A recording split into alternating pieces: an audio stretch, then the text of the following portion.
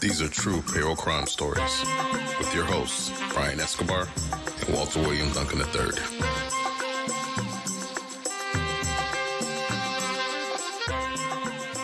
Episode is presented by TimeTrack Go, the simply better employee time clock software that is going to make your life easier. The unique graphical employee time card helps you quickly identify and fix mistakes, cutting your editing time in half so you can go on with your day. TimeTrack Go will not only save you time and money each week, but the easy to understand user interface and the ability to turn a tablet into a time clock will get you and your team up and going in just minutes. And now your hours can go to your favorite payroll systems, including Gusto, ADP Workforce Now, Paychex, and many more. Find out what a simply better solution can do for your business, too. To learn more and sign up for a 14-day free trial, go to www.timetrackgo.com. That's TIMETRAK go.com or call 888-321-9922. Let's go. Welcome back, folks. What's up, Walt? What's going on, man? Nothing much, man. Just another week, another episode. Yes, sir. Yeah, man. I was just thinking about our commitment to this, and not that we need the kudos, and you know what the kudos for me is? We outproduce folks. Like when at the end of the year, when we get that production, and like when I told folks like how many episodes we're on or whatever, and they're like, dang, like that's what the moments are for me that I'm like, yes. Yeah. And I think it's just an experience. So me and Walt recording, we always record remotely, but we're in different locations. So from our normal locations, not from our normal location where we're all comfy and set up and we know exactly.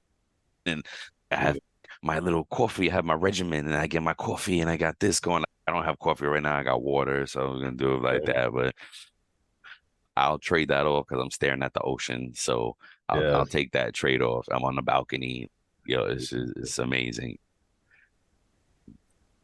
It's a special episode, of course, true payroll crime we're covering. There's a really crazy,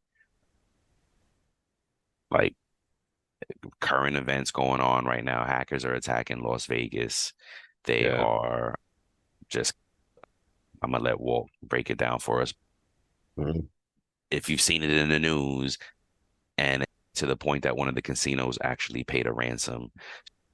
We cover cybercrime. Guys, we don't mean like we're not into, I can't wait to do cybercrime. Although it's a great subject, but the stuff comes up and we're like, holy crap, we were just talking about this. So it just what hits us so much because we talk about it and it keeps coming up that it's worth reminding us because as payroll folks, we're vulnerable. You know what I mean? We're vulnerable. Yeah. Walt's going to tell us about the case. We're going to break down some best practices after that, and we'll call it a wrap, man. We're doing our thing. Yeah.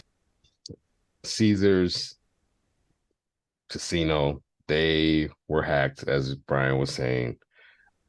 The group behind these attacks is called UNC 3944, or Roasted Octopus, spelled OK0 KTAPUS.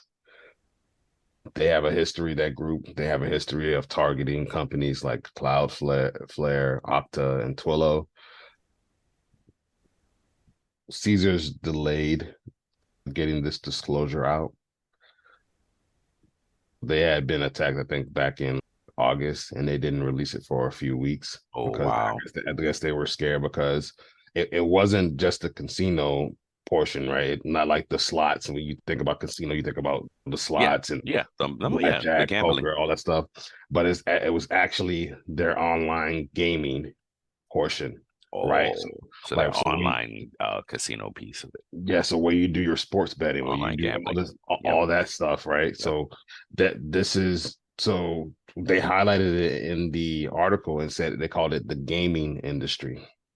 Right. Wow. Because it's a part of the online stuff, right? And they consider that online betting part of the gaming industry. Interesting. They paid 15 million in Wow. ransom money to that cybercrime group just before they they the systems were compromised. So the people, I guess, had access and were telling them, "Hey, we have access to your systems. We're going to blow it all up and release everybody's information." And they were like, "Okay, no, please don't do that. That will," because I feel like they felt the reason why they paid it is because they felt okay, 15 million pales in comparison to what we would have to pay Mm-hmm. if everyone's information was leaked. Mm-hmm. And lawsuit, we might have to pay hundreds of millions or Mm-hmm. $1 billion or whatever to everybody that's impacted. So they were And, like, and the potential loss of business, because then yep, they wouldn't do business with them anymore. You know what I mean? yep. They said that same hacker group also demanded $30 million ransom from MGM, another casino, for a different cyber attack. So Wow. they tried to do the same thing. I don't they didn't say whether MGM um paid Paid or anything. nothing. Yeah, no, I'm sure that that's Yeah. just it's sensitive, man. This stuff Mhm. is highly sensitive. It's a lot of money. And again, we bring it up and it's so important. It should be so important and top of mind for HR Mhm. and payroll professionals because hacking will increase to what was it like 400% or some craziness over the next 350%. 350% over the next 2 years and into the trillions, right? And this proves it. They're getting money. They're getting their money out there and they're not stopping. It's going to increase 350% from now. And the crossroad that I am afraid of is that HR professionals, we're increasing our AI, we're increasing our technology build. So we have to be, that's great. And I'm happy for that, right? But it comes at a time where we have to be the most prepared. And what's up? Because think about this. These people that are hackers are in these hacker groups, they're intelligent too. Yeah. They can develop their own stuff too. They develop Hmm. their own software. They develop their own systems that hack into the stuff. Yep. Just think about it.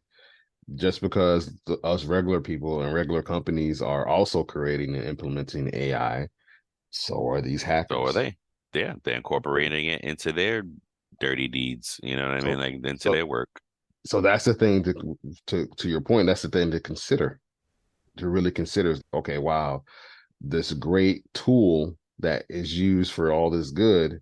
Somebody's going to take that same power and just use it for malicious gains and their Hmm. own selfish ways, right? There's going to be groups that are going to do that, Yep. and so people have to understand.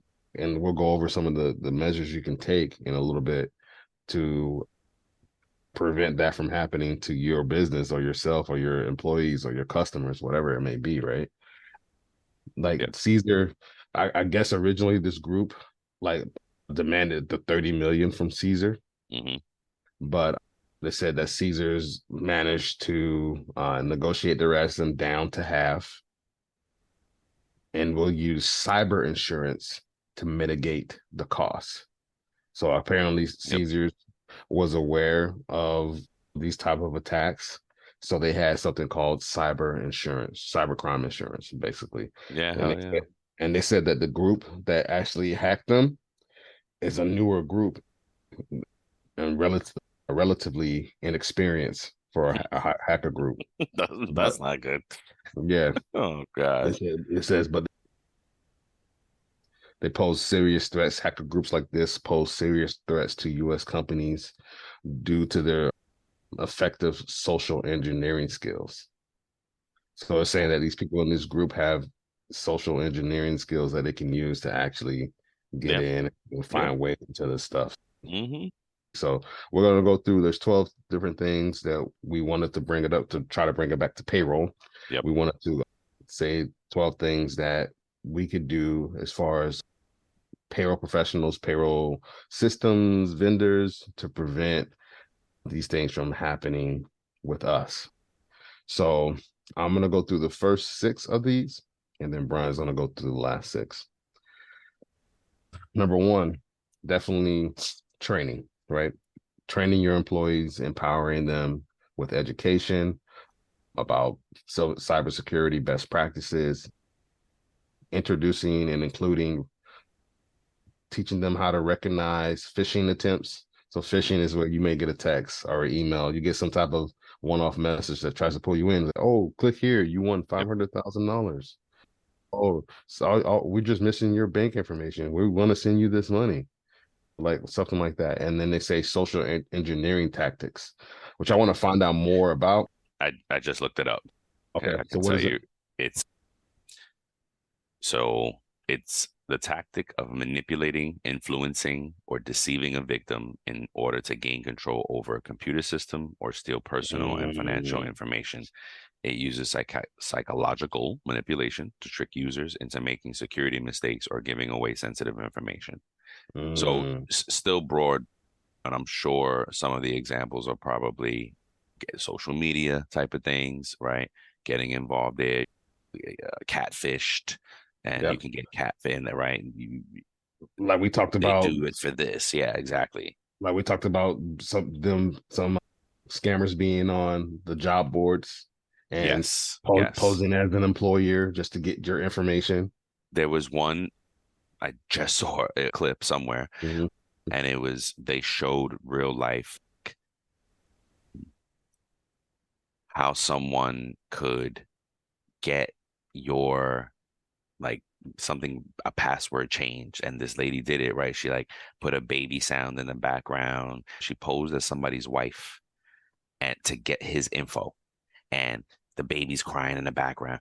Oh my gosh, I'm so sorry, I have to get to the baby, but look, I can't, and I don't remember, and I don't know, and it where and where, and just the tension of it all, and oh yeah, no problem, ma'am, I'll help you.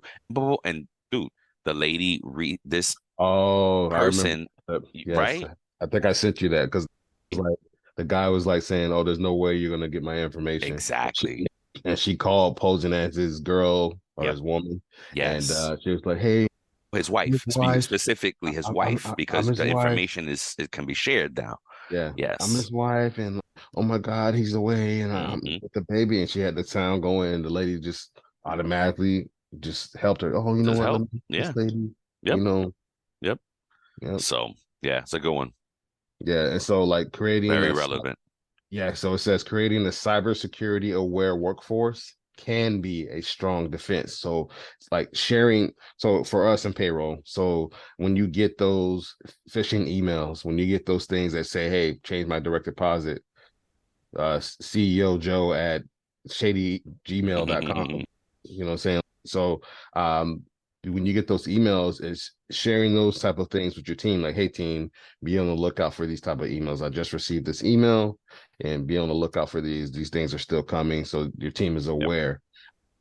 If you have a help desk system that you use, people are going to gain access to that. And if it's and so somehow they gained access to what that email address is for that Zendesk, they will use that and send those things there as well. So they any way that they can like get a digital message to you to try to get your stuff, they're gonna do that because like you can have you can you expose yourself to so much on the web, and these people are just waiting, and you don't know what type of programs people have just waiting for you to put your information in or just enter your social or enter your phone number, your email address, and that's all they need.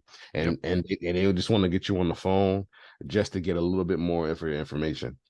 So they say, "Oh, we have this information. Call them up, try to get the rest of it so we can finish doing the job." Number two, MF to the freaking A, multi-factor authentication. Implement MFA for accessing payroll systems. This adds an extra layer of security by requiring users to provide multiple forms of verification.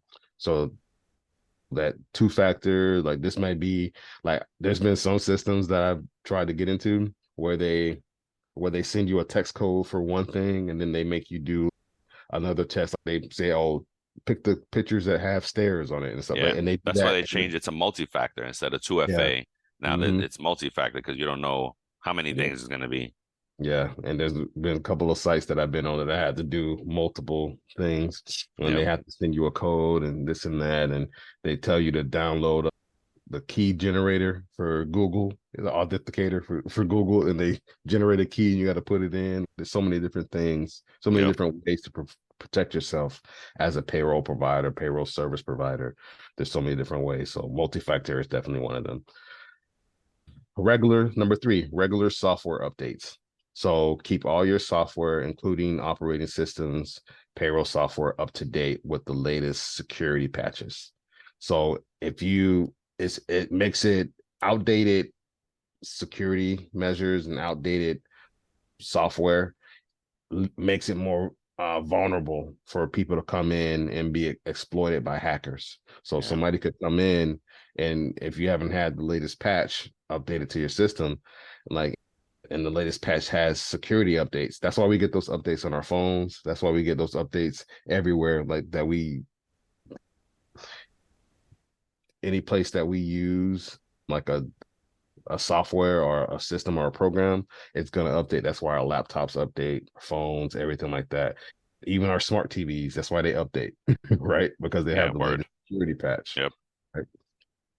Number 4, firewalls and intrusion detection.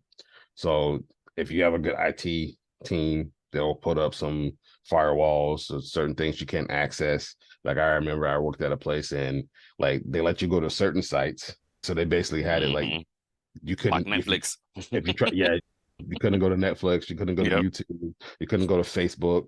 MySpace was back in the day. Oh my gosh, you couldn't go to your MySpace. No anything Facebook. Like that. Nothing like that. But it will let you go to other sites, like work sites, government sites, like stuff that actually was relevant to your job. Yeah. You can search the internet for that stuff, but anytime you try to go to any of these social sites, they automatically put something in place. Nope, it's not authorized, and it will shut it down. Doing stuff like that can prevent and help the team monitor and track traffic and identify unusual and suspicious activities. So I wouldn't be surprised if there's some organizations that are still doing that out there. Another big one, number 5, is data encryption. Ensure that sensitive payroll data is encrypted, both in transit and at rest. So that means when you send something out, you want to make sure it's protected, especially if it has information that somebody could use to really hurt somebody's livelihood or their life. You want to make sure it's there, and wherever its destination is at, right? You want to make sure that it's still encrypted or whatever. So good point, good case is don't send a file with the password in the same email. Oh my gosh, Don't do that. That defeats the purpose, right? If you have something encrypted and you say, hey, password is this, and the same one, that you just basically gift wrapping a present for a potential hacker if they have access to your system.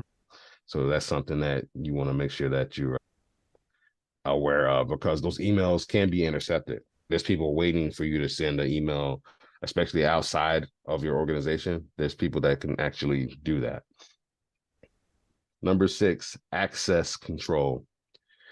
Limit access to payroll systems only to authorized personnel and on a need-to-know basis. Implement strong access controls and regularly review and update user permissions. So these are things like in certain systems that call them access permissions or security profiles that you have set up.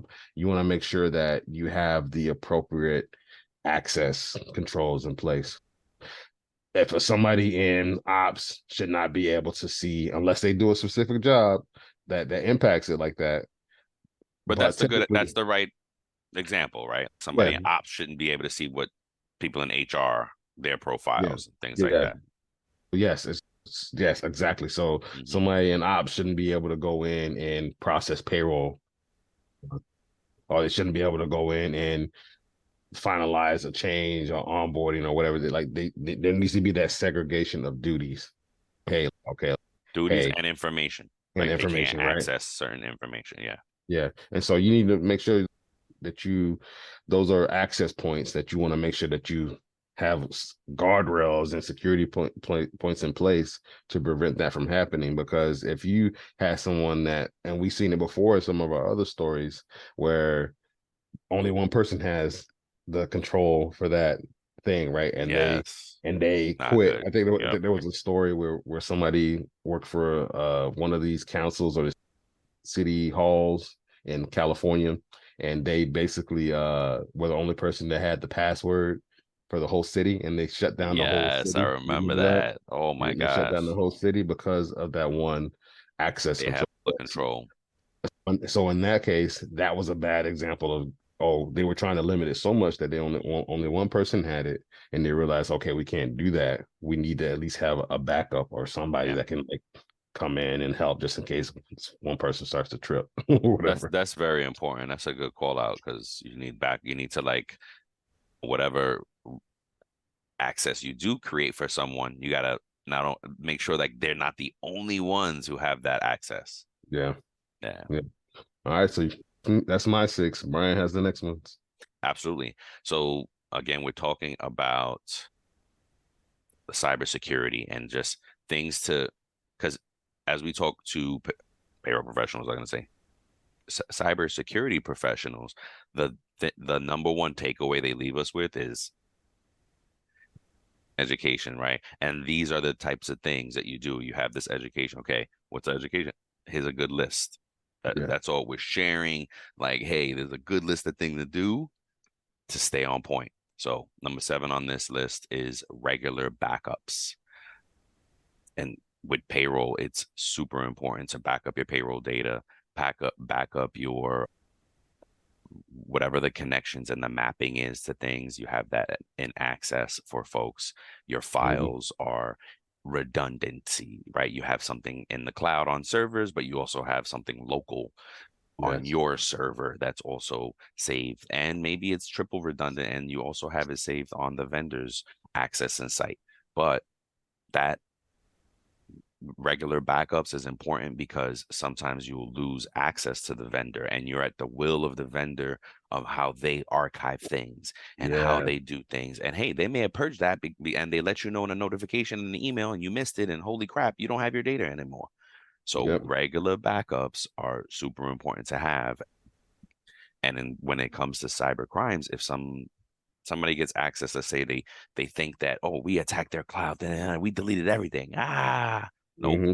we got great backups and redundancies. So you just deleted that instance. We had it restored in an hour, right? Yep. So that's why it's important. Number 8, incident response plan. And this is business continuity planning, disaster planning, however you want to call it. That's what this part is, just having in the event somebody just deleted your whole cloud database. What do Hmm. you do? Hmm. Yeah, Yep. you have it backed up somewhere, but now how do you restore all of the things that they just deleted, Yep. right? There's going to Yep. be some steps there and there's going to be some crap. It's got to be done in order and I used to bring down Unix servers and bring them back up for back in the day. And you had to do it in a certain order. If you didn't do it in order and you go try to shut this server down and you start getting those red oh man, Yep. I had to call my boss. And I was like, oh, I did something wrong. Like you're bringing the service down or up in the wrong orders. So you need a plan to when you have to restore these things after. Like, what should go first? Shouldn't payroll be first? Because we got to pay people tomorrow. So yeah, they may have hacked into everything, but crap, we just need to pay people tomorrow and then we can figure it out. Yep. That's going first. Yeah. So that is why it's important to have the good incident response plan. Hmm. And then again, it minimizes damage and downtime. Big, That's a good color. I like that, the yeah. incident response plan, because Hmm. it highlights so many different things. That means your communication has to be on point. You need to Yes. know then you need to know when to Who do I escalate things. tell? When If do I if, say if yes? there's a breach in the payroll or anything like that for your payroll pros out there, Yep. that's something that you need to escalate ASAP. Yeah. Heck Even yeah. if you're not sure, it's better to be safe than sorry, right? Like, to your point, I think this is all of them are big, but I think this is a big one. Number 8, incident response plan. I think that's a good one. For sure. For sure. Yeah. What my favorite one of my favorite quotes is if we fail to plan, we are surely planning to fail. Yep. Number 9 is security audits and testing. You want to conduct regular security audits and penetration testing. Well, so what this means is, where would hackers come into your ecosystem, right? Mm-hmm. And you want to identify whatever vulnerabilities and weaknesses you might have in the system before hackers can exploit them. So again, that's having a good partnering with a good IT, or having a good IT team that is constantly doing all these things Mm-hmm. and monitoring for it. But a great big call out for payroll is your tech stack and the vendors you have, aka the SaaS software you have, the connections you're using. So we Yeah. have data feeds that go over to this and push out there, and right. And then in that, it was like in that incident, that cybercrime case we talked about in the UK that happened this past year. And that's exactly how a payroll company got infiltrated. It was one of the vendors they used to move files. It was a third party that they used to move files around, to help move Yep. files. Yep. And that's who got hacked, and that's how they could have gotten in. Yep. Different story. That was a different cybercrime. But again, this is why this stuff is so important, because it keeps happening, because we are so at risk at it, right? It feels like it's ramping up, right? It feels Yeah, like there's it more is. and Not more. feels like it is, Yeah. because we Yeah. reported that. We know it's Yeah. going to ramp up. We are literally seeing the ramp up. And that's why we need to be careful. That's why we need to keep like these things top of mind, implement a system. And again, for payroll folks, you want to, your audit and testing the internal things, but also your tech stack and all of the vendors and connections you may have. Even think about what Excel spreadsheets are going in and out of the system. Mm-hmm. Okay. Oh, Think that's about that. that's a good point. Remember that Right. Excel tip that Yes. somebody gave us, right? Yes. Don't They continue to use the same template because it might be hidden information might in be a that hidden Excel. hack. Where are you Yep. getting these templates from? Where are you using? Where did it originate from? These type of things you got to think about. You may think, oh no, I got it from this internet. It was a cool site that I get Excel templates from. No, yes, but you have to vet them now. Hey, IT people, is this good? And like, scan it, do something. Stand it. See, Yeah. and another piece of that, and one thing that's going to help you, especially with the testing part, checking for those vulnerabilities, Yep. whether you're an IT professional or a payroll professional, Yep. it helps if you have an analytical side to Yeah. Oh, question for stuff, sure. to test things, right? Having that analytical mindset.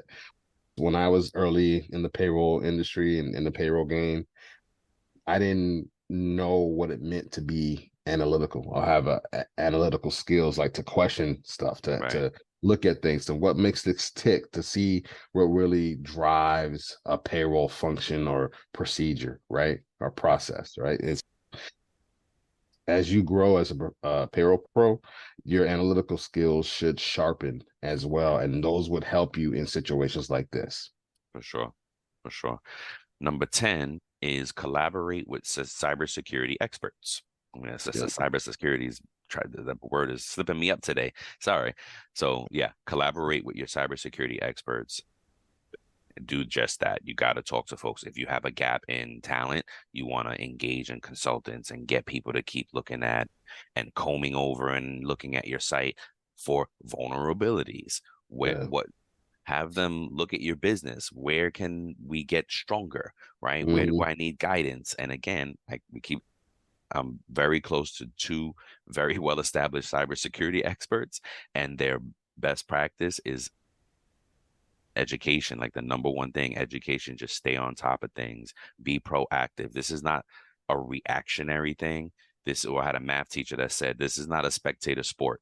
You cannot sit back and just watch. You cannot just watch and pontificate and think. No, you. It's not a theorizing. It's not thought leadership. I'm sorry. It's not. You have to be active and be proactive and be hypersensitive to these things.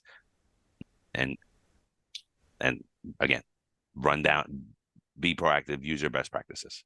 Yep. All right. Number 11, compliance with regulations. Ensure that your compliance in the industry specific and regional cybersecurity regulations and standards. This may include for payroll, GDPR.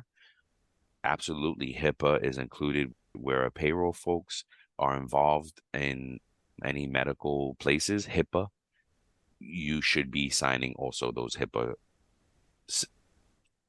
contracts, agreements, and industry specific requirements. I'm going to come back to HIPAA. And if you're not familiar, if you're not in the medical, I don't know what it stands for exactly, but it's protecting your personal information in the healthcare industry. So if you're in the healthcare industry and you're a payroll professional or HR professional, you should be signing HIPAA. Now, Health Insurance Portability and Accountability Act. thank you, sir. And again, it protects the patient's information, right? Which sometimes are your employees, right? And that's why you should sign it, because sometimes it just gets so gray when you're a payroll or HR professional for a medical place. It gets so gray on what you just sign HIPAA, so that now you lock your team down as well to this compliance and regulation, and you protect you're proactively protecting any patient information, any employee information, because again, it could sometimes be one and the same, right? For instance, I was working for an eyeglass place, right? And employees shopped at the eyeglasses places, and now they are also patients in the system that I may have, if I'm in IT, I may not have been privy to this information as an IT person, but now I'm looking at them as a patient, and now I know they're also an employee, and oh, boom, now I got this person's social. Now I got this person's info. And I wasn't privy to it as the employee, but now I'm privy to it as still the employee, or because they're the patient now, right? Mm-hmm. So you got to protect against that stuff, because if there's any malice, if there's any things looking to attack cybersecurity, social engineering, right? The company's big enough, they'll plant somebody at that job and wait years to take that shit down. You're right. Okay. If the company's big enough, or maybe I just watch too much TV, but so that's where all this stuff starts to tie in: the social engineering, the compliance and regulations, the HIPAA, have them signing the PII and all this. And that's why the combination of all these things is what does it. It's not just the one thing, right? It's the combination of all these things, because they all play into each other. Yeah. And the last one is cybersecurity insurance, because why not? If you actually get hit, you want to be able to protect yourself. What was the casino that did it? That just Caesars. And they can offset some of that loss with this insurance that they're paying for. So that's Caesars and MGM both got threats, but I know Caesars paid. I don't know about MGM. Well, I guess if something happened with them, we'll find out here soon as well. But that was Caesars. Yeah. So that means anything that falls under that umbrella. So anything that Caesars group owns. Wow. So, that's crazy. That's it, folks. That's some good pieces of info for you. Again, be proactive. And this stuff is getting serious, man. Stuff is getting serious. Yeah, protect yourself. Check yourself before you wreck yourself. For real. We stay dating ourselves. All right, man. Yo, if there's nothing else, bro, that's it. We love you, folks. Check out next time. Make sure to visit the website. It's about payroll.io. We're on YouTube with the show. We are on TikTok with a new show. It's about your paycheck. We are on LinkedIn. Folks, we out there. It's about payroll.io. Check it out. Tell a friend. Subscribers have 3 new shows available to them on that platform. Some great stuff. I'm looking at clips and I'm posting clips, and I'm just like, this is great stuff. I can't wait till folks hear it and just really start engaging and consuming the new shows. It's great stuff. Wait till you hear it. Wait till you hear it. Check it out, man. Yep. Cool. All right. Peace, y'all.